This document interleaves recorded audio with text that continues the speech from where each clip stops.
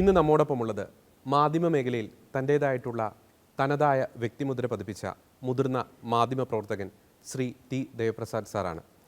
Deepika ദിനപത്രത്തിൻ്റെ executive എഡിറ്ററായി സേവനം ചെയ്തിരുന്ന അദ്ദേഹം സമകാലിക രാഷ്ട്രീയ വിഷയങ്ങളിൽ തൻ്റേതായ കാഴ്ചപ്പാടിൽ ഉറച്ച നിലപാടോടെ വിശകലനം ചെയ്യുന്ന വ്യക്തി കൂടിയാണ്. സാർ, ഒത്തിരി സ്നേഹത്തോടെ ഈ പ്രോഗ്രാമിലേക്ക് അങ്ങേ സ്വാഗതം ചെയ്യുകയാണ്. സാർ, അങ്ങൊരു മാധ്യമ പ്രവർത്തകനാണ്. അതോടൊപ്പം തന്നെ എടുത്തു പറയേണ്ട ഒരു പ്രധാനപ്പെട്ട ഒരു കാര്യം, അങ്ങ് അടിയുറച്ചൊരു ക്രൈസ്തവ വിശ്വാസി കൂടിയാണ്. നമുക്കറിയാം, മാധ്യമ പ്രവർത്തകരിൽ പലരും ഒരു ലെഫ്റ്റ് ഐഡിയോളജി ഫോളോ ചെയ്യുന്നവരാണ്. ഇനി ക്രൈസ്തവ വിശ്വാസം ഉള്ളവരാണെങ്കിൽ പോലും അവർ പലപ്പോഴും സാമുദായിക വിഷയങ്ങളിൽ ശക്തമായി നിലപാടെടുക്കാറില്ല. എങ്ങനെയാണ് മാധ്യമ പ്രവർത്തന രംഗത്ത് നിന്നുകൊണ്ട് തന്നെ ഉറച്ച ക്രൈസ്തവ സാക്ഷ്യം അങ്ങേക്ക് നൽകാൻ സാധിച്ചത്? അതിനു മുമ്പ് അതിനെക്കുറിച്ച് പറയുകയാണെങ്കിൽ എനിക്ക് എൻ്റെ വ്യക്തിപരമായൊരു കാര്യം പറയാനുണ്ട്. ഞാൻ സെമിനാരി പഠിച്ച ആളാണ്. അപ്പോൾ സെമിനാരിയിൽ നിന്ന് ഇറങ്ങുമ്പോൾ സാധാരണ രീതിയിൽ എല്ലാവരും സഭയുടെ ശത്രുക്കളാകുമെന്നാണ്. പക്ഷെ അന്ന് എനിക്ക് കിട്ടിയ ഒരു ബോധ്യം എൻ്റെ ബന്ധം യേശുവായിട്ടാണ്. എനിക്ക് അസ്വസ്ഥതയുള്ള സെമിനാരിയിലെ റെക്ടർമാരോ അല്ലെങ്കിൽ അച്ഛന്മാരോ ഒക്കെ ഉണ്ടെന്നല്ല ഞാൻ പറഞ്ഞതിൻ്റെ അർത്ഥം, ഉണ്ടാവാം. പക്ഷേ ഞാൻ അവരുടെ യേശു അവരെയല്ല ഞാൻ നോക്കി, ഞാൻ യേശുവിനെ നോക്കി. അപ്പം മാധ്യമ മേഖലയിലാണ് ഇത് തന്നെയാണ് എൻ്റെ യേശുവായിട്ടുള്ള എൻ്റെ ബന്ധം, അതാണ് എൻ്റെ സഭയോടുള്ള ബന്ധം. അപ്പോൾ അതുകൊണ്ട് ഇനി പിന്നെ യേശുവായിട്ടുള്ള ബന്ധം നിലനിർത്തണം എന്നുള്ള ഒരു ഉറച്ച വിശ്വാസം ഉള്ളതുകൊണ്ട് എനിക്ക് സഭയായിട്ടുള്ള ബന്ധം അത്യാവശ്യമാണ്. അതുകൊണ്ട് തന്നെ ഞാനൊരു ക്രൈസ്തവനാണ് എന്ന് പറയുന്നതിൽ പക്ഷേ ആ വിശ്വാസം ഇപ്പോൾ എൻ്റെ ജീവിതത്തിൽ എന്തുമാത്രം കുറവുകൾ കാണും, എങ്കിലും ഒരു നല്ല വിശ്വാസിയായി ജീവിക്കാൻ ഞാൻ ആഗ്രഹിക്കുന്നു. പലരും എന്നെ ഒരു ക്രൈസ്തവ പത്രപ്രവർത്തകൻ എന്നുള്ള രീതിയിൽ പറയുന്നുണ്ട്. എനിക്കതിലൊരു അപമാനം തോന്നിയിട്ടില്ല, എനിക്ക് അഭിമാനമേ ഉള്ളൂ. കാരണം ഞാൻ യേശുവിൽ വിശ്വസിക്കുന്നു. യേശുവിൽ വിശ്വസിക്കുക എന്ന് പറയുമ്പോഴത്തേനും പെട്ടെന്ന് പലരും ഇപ്പോഴത്തെ ഈ കാലഘട്ടത്തിലെ ഒരു വർഗീയവാദി എന്നൊക്കെയുള്ളത്. പക്ഷേ യേശു ഒരു വർഗീയവാദിയല്ല. യേശു വിശ്വസിക്കുന്നതിന് വർഗീയവാദിയാകാൻ സാധിക്കത്തില്ല. അപ്പോൾ നമ്മുടെ സമുദായത്തിൻ്റെ കാര്യം പറയുമ്പോൾ നമ്മൾ വർഗീയത പറയുന്നതല്ല, നമ്മുടെ സമുദായത്തിൻ്റെ ചില പ്രശ്നങ്ങളോ അല്ല ആവശ്യങ്ങളോ നമ്മൾ പറയുന്നതാണ്. യേശു ലോകത്തിലേക്ക് വന്ന എല്ലാവർക്കും വേണ്ടിയാണ്. യേശു ആ ശമറിയാക്കാരൻ്റെ ഉപമയിൽ യേശു കാണിച്ചു തന്നിരിക്കുന്ന ആ ശമറിയാക്കാരൻ എന്ന് പറയുന്നത് യഹൂദരുമായിട്ട് ശത്രുതയിലുള്ള ഒരു സമൂഹമാണ്. അപ്പം നമ്മളെ സംബന്ധിച്ചിടത്തോളം അല്ലെങ്കിൽ ക്രൈസ്തവരെ സംബന്ധിച്ചിടത്തോളം ക്രൈസ്തവന് ഒരിക്കലും ഒരു വർഗീയവാദിയാകാൻ പറ്റില്ല. എൻ്റെ ജനം അങ്ങനെയൊന്നുമില്ല, ലോകത്തുള്ള മുഴുവൻ ജനം അവരുടെയാണ്. പക്ഷേ ഒരു കമ്മ്യൂണിറ്റി എന്നുള്ളത് സമൂഹത്തിൽ ദുർബല വിഭാഗങ്ങളുണ്ട്, അല്ലെങ്കിൽ അനീതി അനുഭവിക്കുന്ന വിഭാഗങ്ങളുണ്ട്. അവർക്ക് വേണ്ടി പറയുന്നത് വർഗീയതയല്ല. ഒരിക്കലും നമ്മളെ സംബന്ധിച്ചിടത്തോളം നമ്മൾ പോരാട്ടങ്ങൾ ജയിക്കാൻ നമുക്ക് ആയുധം എടുത്ത് പോരാടാൻ, നമ്മൾ ക്രിസ്ത്യാനിയാണെന്ന് പറഞ്ഞിട്ട് പിന്നെ ആയുധം എടുത്ത് പോരാടാൻ നമുക്ക് പറ്റത്തില്ല. അപ്പം നമ്മളെ സംബന്ധിച്ചിടത്തോളം ലോകത്തിൻ്റെ കണക്കുകൂട്ടലുകളിൽ നിന്നെല്ലാം വ്യത്യസ്തമായ ഒരു രീതി ജീവിക്കേണ്ടവരാണ് നമ്മൾ. പക്ഷേ നമ്മുടെ കാര്യങ്ങൾ പറയണം. അതിൻ്റെ അർത്ഥം മറ്റ് ചിലരെങ്കിലും പറയുന്ന പോലെ ആയുധം എടുക്കാനോ ആക്രമിക്കാനോ ഒന്നും നമ്മളെ കർത്താവ് അനുവദിച്ചിട്ടില്ല. കർത്താവ് പറഞ്ഞിരിക്കുന്ന വാളെടുക്കുന്നവൻ വാളാൽ നശിക്കും. പക്ഷേ ഉറപ്പിച്ച് ഈശോ പറഞ്ഞിട്ടുണ്ട്, നിങ്ങൾ ഭയപ്പെടേണ്ട, ഞാൻ ലോകത്തെ കീഴടക്കിയിരിക്കുന്നു. ഈ ലോകത്ത് വരുന്ന എല്ലാ പ്രതിസന്ധികളും ബുദ്ധിമുട്ടുകളും ഒക്കെ അതിനപ്പുറത്ത് ഉയർന്നു നിൽക്കുന്ന ഒരു യേശുവിൽ ഞാൻ വിശ്വസിക്കുന്നു. ആ യേശു എൻ്റെ ജീവിതത്തിൽ ഇതുവരെയൊക്കെ നടത്തിയിട്ടുണ്ട്. ഞാനൊരു നാട്ടിൻപുറത്ത് നിന്നുള്ളൊരു ഗവൺമെൻറ് പള്ളിക്കൂടത്തിൽ പഠനം തുടങ്ങിയ ഒരാളാണ്. എൻ്റെ കൂടെ പഠിച്ചവരിൽ എന്നെക്കാളും മിടുക്കന്മാരുണ്ടായിരുന്നു. ഞാനൊരു എയ്ഡഡ് സ്കൂളിലാണ് SLC വരെ പഠിച്ചത്. അവരിലും എന്നെക്കാളും മിടുക്കന്മാരുണ്ട്. അവർക്കൊന്നും എത്താനാവാത്തതുപോലെയുള്ള ഒരു സ്ഥലത്തിൽ എന്നെ എത്തിച്ചത് കർത്താവാണ്. അപ്പോൾ ആ കർത്താവിനോടുള്ള വിശ്വസ്തത പരമാവധി ശ്രമിക്കുക, അതാണ് എന്നെ ക്രിസ്ത്യാനിയാക്കുന്ന വിശ്വാസം. എൻ്റെ ജീവിതത്തെ ഇങ്ങനെയൊക്കെ ആക്കി തീർക്കുന്ന കർത്താവാണെന്നൊരു ബോധ്യം എനിക്കുണ്ട്. ആ ബോധ്യമാണ് എന്നെ ക്രിസ്ത്യാനിയായിരിക്കാനും ആ കർത്താവിനോട് വിശ്വസ്ത പുലർത്തുന്നത്. അതിൻ്റെ അർത്ഥം ഞാൻ 100% വിശ്വസ്ത പുലർത്തിയെന്നും എനിക്ക് വീഴ്ച ഉണ്ടായിട്ടില്ലെന്നും എനിക്ക് പരാജയങ്ങളുണ്ടായിട്ടില്ലെന്നും ഒന്നുമല്ല. പക്ഷേ ക്രൈസ്തവനായിരിക്കുന്നത് കൊണ്ട്, അല്ലെങ്കിൽ നമ്മളിങ്ങനെ ചില ഉറച്ച നിലപാടുകൾ എടുക്കുന്നതുകൊണ്ട് തെറ്റിദ്ധരിക്കപ്പെടാനും അവഗണിക്കപ്പെടാനും മാറ്റി നിർത്തപ്പെടാനും ഇങ്ങനെ ഒന്നും ചെയ്തില്ലെങ്കിൽ ഇയാൾ നമ്മളെ ഉപദ്രവിക്കില്ല എന്നുള്ള ഒരു വിശ്വാസം ഉണ്ടാകാനും ഒക്കെയുള്ള ബോധ്യം നമ്മുടെ സമൂഹത്തിലുണ്ടാവുകയും ചെയ്യും. പക്ഷേ അതൊക്കെ നമുക്ക് കിട്ടുന്ന ഒരു അംഗീകാരമായിട്ട് നമ്മൾ കൂട്ടേണ്ടത്. കാരണം കർത്താവ് പറഞ്ഞിരിക്കുന്നത് എങ്ങനെയാണ്, കുരിശും എടുത്ത് കൂടെ ചെല്ലാൻ. അപ്പോൾ നമുക്ക് നമ്മുടെ പ്രൊഫഷണൽ ജീവിതത്തിലുണ്ടാകുന്ന പല കുരിശുകളും അല്ലെങ്കിൽ പല തിരസ്കരണങ്ങളും നമുക്ക് കിട്ടാൻ അർഹതപ്പെട്ട നമ്മുടെ ഒപ്പമുള്ളവരിൽ താഴെയുള്ളവർക്കോ കിട്ടിയിരിക്കുന്ന കിട്ടാതെ നമുക്ക് പോയിട്ടുണ്ടെങ്കിൽ അതിൻ്റെ അർത്ഥം അവർ പറയുന്ന ചിലത് നമ്മൾ ചെയ്യത്തില്ലെന്നായിരിക്കും. നമ്മൾ ചെയ്യത്തില്ലാത്ത അവരോടുള്ള പണക്കം കൊണ്ടല്ല, നമുക്ക് ചെയ്യാൻ പറ്റാത്തത് കൊണ്ടാണ്. അപ്പോൾ അങ്ങനെയുള്ള ചില ബുദ്ധിമുട്ടുകൾ പക്ഷേ DVL വർക്ക് ചെയ്തുകൊണ്ട് എനിക്ക് അങ്ങനെ അത്ര ഒരു ആശയപരമായ ബുദ്ധിമുട്ടുകൾ ഉണ്ടായിട്ടില്ല. പക്ഷേ എങ്കിലും നമ്മൾ ജീവിക്കുന്ന ഒരു ലോകമുണ്ട്, നമ്മൾ ബന്ധപ്പെടുന്ന ഒരു ലോകമുണ്ട്. ഇപ്പം അധികാരികളുടെ ലോകം, അവിടെയൊക്കെ പലതരത്തിലുള്ള അവഗണനകളോ തിരസ്കരണങ്ങളോ ഒക്കെ നമുക്ക് അതുകൊണ്ട് നമുക്കൊരു വേദന ഉണ്ടായില്ല, അല്ലെങ്കിൽ തിരസ്കരിക്കപ്പെട്ടപ്പം നമ്മളെക്കാൾ ഒരു സാധ്യത കുറഞ്ഞവനോ അല്ലെങ്കിൽ ഒരാളൊരെണ്ണം ലോകത്തിൻ്റെ ചില നേട്ടങ്ങൾ നേടിപ്പോയപ്പോൾ നമുക്ക് വിഷമം ഉണ്ടായിട്ടൊന്നുമില്ല എന്നല്ല. പക്ഷേ അങ്ങനെ തിരസ്കരണങ്ങളോ ബുദ്ധിമുട്ടുകളോ ഉണ്ടായ സാഹചര്യങ്ങളിലൊക്കെ വിശുദ്ധ കുർബാനയുടെ മുമ്പിൽ പോയിരിക്കാനും കുറേ നേരം എൻ്റെ സങ്കടങ്ങൾ കർത്താവിനോട് പറയാനൊക്കെ എനിക്ക് സാധിച്ചിട്ടുണ്ട്. അങ്ങനെ സാധിക്കുമ്പോൾ ഞാൻ പലപ്പോഴും കേൾക്കുന്നൊരു ശബ്ദം ഇതാണ്: എനിക്ക് നിൻ്റെ അംഗീകാരമാണോ വേണ്ടത്, നിനക്ക് എൻ്റെ അംഗീകാരമാണോ വേണ്ടത്, ലോകത്തിൻ്റെ അംഗീകാരമാണോ? ഞാൻ പറയാം എനിക്ക് നിൻ്റെ അംഗീകാരമാണ്, എൻ്റെ വിഷമം തീരും. സാർ, അങ്ങയുടെ ക്രൈസ്തവ ജീവിത സാക്ഷ്യത്തെക്കുറിച്ച് വളരെയധികം ഒരു പ്രചോദനം നൽകുന്ന രീതിയിൽ അങ്ങ് സംസാരിച്ചു. അങ്ങയുടെ ക്രൈസ്തവ ജീവിതത്തിലെ മറ്റൊരു പ്രധാനപ്പെട്ട ഒരു കാര്യം, അങ്ങ് അടിയുറച്ച ഒരു മരിയ ഭക്തൻ കൂടിയാണ്. ഈ മരിയ ഭക്തിക്ക് പിന്നിലെ പ്രത്യേകിച്ച് എന്തെങ്കിലും ഒരു കാരണമുണ്ടോ? മരിയ ഭക്തിയുടെ പിന്നിൽ അത് ശരിക്കും പറഞ്ഞാൽ ഞാനൊരു സാധാരണ നാട്ടിൻപുറത്ത് ഒരു ക്രൈസ്തവ കുടുംബത്തിൻ്റെ മരിയ ഭക്തി വളർന്നു വന്ന. ചെറുപ്പത്തിൽ എൻ്റെ അമ്മ ഒരു മരിയ ഭക്തിയായിരുന്നു. ഇപ്പം അമ്മയുടെ മരിയ ഭക്തി എന്ന് പറഞ്ഞാൽ അമ്മ ശനിയാഴ്ചകളിലൊന്നും മീൻ കൂട്ടത്തില്ല. അപ്പം നമ്മൾ ഈ കപ്പയൊക്കെയാണ് തിന്നുന്നത്. അപ്പോൾ കപ്പ തന്നെ വെച്ച് മീനില്ലെങ്കിൽ കപ്പ തിന്നൊക്കെ ബുദ്ധിമുട്ടാണ്. അപ്പോൾ ഞങ്ങൾക്കൊക്കെ അമ്മ മീനുണ്ടാക്കി തന്നിട്ട് അമ്മ കൂട്ടാതിരിക്കും. അന്ന് നമ്മൾ കളിയാക്കുമായിരുന്നു അമ്മനെ. പക്ഷേ അങ്ങനെ അന്ന് പിന്നെ ശനിയാഴ്ചകളിൽ പള്ളിയിൽ പോയി വിശുദ്ധ കുർബാന കുമ്പസാരിക്കണം. ഇന്നത്തെ കുമ്പസാരം എന്ന് പറഞ്ഞാൽ ഞങ്ങളൊക്കെ സ്കൂളിൽ പഠിക്കുന്ന കാലത്ത് എങ്ങനെയാണെന്ന് വെച്ചാൽ ഈ കുമ്പസാരക്കൂട്ടിൽ ഞങ്ങൾ എല്ലാവരും ഒരു സ്കൂളിൽ പഠിക്കുന്നവരാണ്. എല്ലാവരും ഇങ്ങനെ ഇടിച്ചിടിച്ച് നിൽക്കുക. ആദ്യം ഇടിച്ച് കയറി കുമ്പസാരിച്ചു. അപ്പം അച്ഛനിങ്ങനെ നോക്കി നമ്മളെങ്കിലും കുറച്ച്. പക്ഷേ കുമ്പസാരം എന്നുള്ള കൂതാശ നമ്മളെല്ലാ ശനിയാഴ്ച സ്വീകരിക്കുമായിരുന്നു. അത് പിന്നെ ചെറുപ്പത്തിൽ തന്നെ ഈ വെന്തിങ്ങ ഇടുക എന്നുള്ളതൊക്കെ പറഞ്ഞുകൊണ്ടൊക്കെ ഒരു ഭക്തകൃത്യം നമ്മുടെ നാട്ടിലുണ്ട്. അതൊക്കെ നമ്മൾ അഭ്യസിച്ചിരുന്നു. പക്ഷേ ഇതിനൊക്കെ എന്തെങ്കിലും പ്രയോജനം ഉണ്ടെന്നോ അല്ലെങ്കിൽ എന്തെങ്കിലും ഗുണമുണ്ടെന്നോ, അമ്മച്ചി ഒരെണ്ണം മേടിച്ചു വന്നോ അല്ലെങ്കിൽ ചാച്ചൻ ഒരെണ്ണം മേടിച്ചു വന്നോ നമ്മളത് ഇട്ടു എന്നുള്ളതല്ലാതെ. പക്ഷേ പിന്നീട് അതിനെക്കുറിച്ചൊക്കെ അറിയാൻ സാധിച്ചപ്പോൾ, പഠിച്ചപ്പോൾ എനിക്ക് ഇതിൻ്റെ ഒരു പ്രാധാന്യം, ഈ അമ്മയായിട്ടുള്ള ബന്ധം, പിന്നെ മാതാവ് ആരാണെന്ന് അറിയാനായിട്ട് പിന്നെ പലപ്പോഴും ചില സാഹചര്യങ്ങളുണ്ടായി. പിന്നെ ഇങ്ങനെ വ്യക്തിപരമായ ജീവിതത്തിൽ അമ്മ നമ്മളെ പിന്നെ പൊതിഞ്ഞു നിർത്തുന്ന അനുഭവങ്ങൾ നമുക്കുണ്ടായി. അങ്ങനെയൊക്കെ വന്നപ്പോഴത്തേക്ക് അത് ഒരു സ്വാഭാവികമായൊരു വളർച്ചയായിരുന്നു. പിന്നീട് നമ്മളതിൻ്റെ ദൈവശാസ്ത്രം അല്ലെങ്കിൽ ഇതിനെക്കുറിച്ച് കൂടുതൽ പഠിക്കാനും ഒക്കെ സാധിച്ചു. ഇപ്പോൾ കുരിശിൻ്റെ ചുവട്ടി വെച്ച് ഈശോ നമുക്ക് അമ്മയെ തന്നു. ഈശോ ഇതാ നിൻ്റെ അമ്മ എന്ന് പറഞ്ഞപ്പോൾ തന്നെ മാതാവ് ലോകത്തിന് മുഴുവൻ അമ്മയായി. അപ്പം അതിൻ്റെ ഒരു ദൈവശാസ്ത്രപരമായ ഇതെന്ന് പറഞ്ഞാൽ ഉൽപ്പത്തിയുടെ പുസ്തകത്തിൽ 1-ാം അധ്യായത്തിൽ നമ്മൾ കാണുന്നത് ദൈവം ഉണ്ടാകട്ടെ എന്ന് പറഞ്ഞു. എല്ലാം ഉണ്ടായി. ദൈവത്തിൻ്റെ വചനത്തിൻ്റെ ശക്തിയാണ്. അപ്പോൾ ദൈവത്തിൻ്റെ വചനത്തിൻ്റെ ശക്തിയിൽ മാതാവ് നമ്മുടെ അമ്മയായി മാറി. മാതാവ് നമ്മുടെ അമ്മയായി മാറി എന്നുള്ള സത്യം നമുക്കറിയാമെങ്കിൽ ഒരമ്മയെപ്പോലെ മാതാവ് നമ്മളെ സ്നേഹിക്കുന്നുണ്ട്. മരിയ ഭക്തി എന്ന് പറഞ്ഞാൽ ഞാൻ മാതാവിനെ സ്നേഹിക്കുന്നില്ല, മാതാവ് എന്നെ സ്നേഹിക്കുന്നുള്ള എൻ്റെ വിശ്വാസമാണ്. അപ്പം ഇതാണ്. അപ്പം പിന്നെ അതിനകത്തൊരു ഒരു ആംഗിൾ കൂടിയുണ്ട്, അല്ലെങ്കിൽ ഒരു മാനം കൂടിയുണ്ട്. അതായത് എൻ്റെ അമ്മയെ ഞാൻ തിരഞ്ഞെടുത്തതല്ല. ആണോ? അല്ല. ഞാൻ വയലായിൽ പാറയ്ക്ക് തോമസിൻ്റെ ഭാര്യ മേരിയുടെ മകനായിട്ട് ജനിക്കണമെന്നുള്ളത് എൻ്റെ തീരുമാനമല്ല, അത് ദൈവത്തിൻ്റെ തീരുമാനമാണ്. ഇതുപോലെ തന്നെ മറിയ എൻ്റെ അമ്മയായിരിക്കണം എന്നുള്ളത് ദൈവത്തിൻ്റെ തീരുമാനമാണ്. മറിയ അതിന് സമ്മതിച്ചതോടെ നമ്മുടെ എല്ലാവരുടെയും അമ്മയായി. പിന്നെ നമുക്കത് അനുഭവിക്കാൻ സാധിക്കണമെങ്കിൽ നമ്മൾ മാതാവിനെ സ്നേഹിക്കാൻ പഠിക്കും. മാതാവിനെ സ്നേഹിക്കാൻ പഠിക്കുന്നത് എങ്ങനെയാണ്? മാതാവ് നമുക്ക് വേണ്ടി ചെയ്തിരിക്കുന്ന ഓരോ കാര്യങ്ങളെക്കുറിച്ച് ഓർക്കണം. അല്ലെങ്കിൽ എന്തെങ്കിലും നമ്മുടെ എല്ലാ ജീവിതത്തിലുണ്ടാകും, നമ്മൾ ഓർക്കുന്നില്ല എന്നുള്ളതാണ് പ്രശ്നം. ഞാൻ പലപ്പോഴും നമ്മുടെ അമ്മയെക്കുറിച്ച് ഒന്ന് ചിന്തിച്ചു. അമ്മ ജീവിച്ചിരിക്കാം, നമ്മൾ അമ്മയെ സ്നേഹിക്കുന്നു, അമ്മ നമ്മളെ സ്നേഹിക്കുന്നു, നമുക്കൊരു എക്സ്പീരിയൻസ് ഉണ്ടോ എനിക്കറിയത്തില്ല. പക്ഷേ അമ്മ ഇല്ലാതാകുന്നൊരു സാഹചര്യം വരും. ചിലപ്പോൾ നമ്മൾ അമ്മയോട് വഴക്ക് കൂടിയിട്ടുണ്ട്. ആ അമ്മ വഴക്ക് കൂടി എടാ ഇച്ചിരി കൂടെ കഴിക്കണമെന്ന് പറഞ്ഞൊന്ന് പ്രതിക്കുന്നതിനായിരിക്കും ചിലപ്പോൾ നമ്മളോട് വഴക്ക് കൂടിയിരിക്കുന്നത്. പിന്നീട് അമ്മ ഇല്ലാത്ത കാലത്ത് അമ്മ എന്നോട് ഇച്ചിരി കൂടെ കഴിക്കണമെന്ന് പറഞ്ഞ് നിർബന്ധിച്ച് എനിക്ക് സ്നേഹത്തിൻ്റെ അടയാളമായിട്ട് മനസ്സിലാവും. പക്ഷേ അത് നമ്മൾ അനുഭവിച്ചുകൊണ്ടിരിക്കുമ്പോൾ ചിലപ്പോൾ മനസ്സിലായില്ല. അല്ലെങ്കിൽ ഇടയ്ക്ക് നമ്മളിങ്ങനെ അമ്മയെക്കുറിച്ച് ചിന്തിച്ച് നോക്കിയാലേ മനസ്സിലാവുള്ളൂ.